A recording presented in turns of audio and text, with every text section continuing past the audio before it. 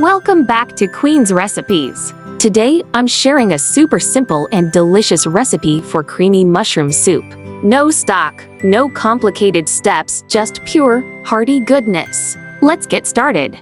For this recipe, you'll need just a few simple ingredients: 2 tablespoons of butter to garlic cloves, minced 400 grams of fresh mushrooms, sliced 2 cups of water, 1 cup of heavy cream, salt and pepper to taste. Start by melting 2 tablespoons of butter in a pot over medium heat. Add the minced garlic and saute for about a minute until it smells amazing. Now, toss in the sliced mushrooms and cook for 5 to 7 minutes until they're soft and golden. Next, pour in 2 cups of water and give it a good stir. Let it simmer for 10 minutes so the mushrooms release all their rich flavor. After simmering, blend the soup using an immersion blender until it's creamy and smooth.